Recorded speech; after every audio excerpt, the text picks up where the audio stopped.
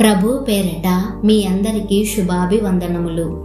ఈరోజు దేవుని వాగ్దానము.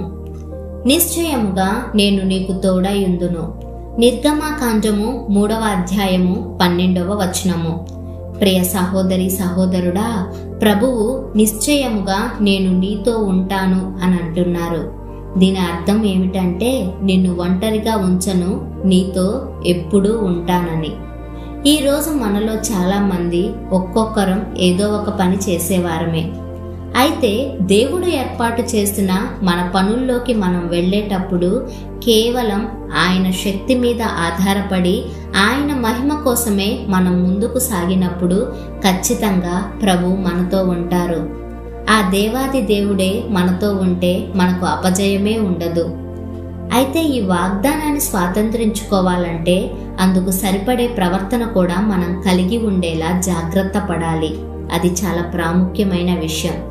పిరికితనం కానీ, అసంపూర్ణత కానీ, అజాగ్రత్త కానీ, నా అంతట నేనే చేయగలను అన్న ధీమా కానీ నాలో ఏ మాత్రం ఉండకూడదు. దేవుడు మనతో ఉన్నాడు అనంటే మనం ఎంతో సత్ప్రవర్తన కలిగి జీవించాలి.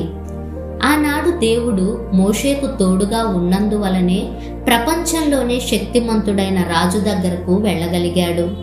రాజైన ఫరోకు గాని, ఐగుప్తు సైన్యానికి గాని మోషే సరితూగగలడా? కానీ ప్రభు తోడు తనకు ఉన్నందున ధైర్యంగా ముందుకు కొనసాగాడు.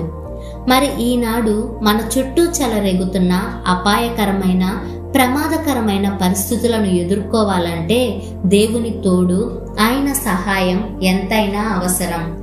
ఆయన తోడు మనకు కావాలంటే అందుకు తగిన ప్రార్థన, ఆత్మీయ జీవితం కూడా మనం కలిగి ఉండాలి. కనుక అటువంటి జీవితం కోసం దేవునికి ప్రార్థిద్దాం. ప్రార్థన. మహాపరిశుద్ధుడవైన సర్వశక్తిమంతుడా, ప్రేమ నమ్మకం కలిగిన గొప్ప తండ్రి, నీకు నిండు వందనాలు. ఈ రోజునైనా మీరిచ్చిన నా తండ్రి ఇట్టి వాగ్దానాన్ని బట్టి మీకు స్తోత్రాలు. ప్రభువా, నీవు మాతో ఉంటే చాలు, నీ తోడు మాకుంటే చాలయ్యా, మేము సైన్యాలను ఎదుర్కోగలుగుతాము. ప్రభువా, ఆనాడు యోసేపుకు మీరు తోడుగా ఉన్నందున యోసేపు చేసిందంతా సఫలమైంది. మోషేకు తోడుగా ఉన్నందున అయ్యా ముందు ఎర్ర సముద్రం ఉన్నా ముందుకు కొనసాగగలిగాడు. అయ్యా, ఈనాడు మీ తోడు, మీ సన్నిధి కాంతి మాకు కావాలి నాయన. మాతో కూడా రండనయ్యా. మేం చేసే పనుల్లో నాయన మీ తోడు కావాలి. మేం చేసే ప్రతి పని నీ నామానికి మహిమకరంగా చేయాలి. అందుకు కావలసిన ఆత్మీయ జీవితాన్ని మా అందరికీ దయచేయండి. ఎల్ల వేళలా నాయన మీ తోడును మేము కలిగి ఉండాలి.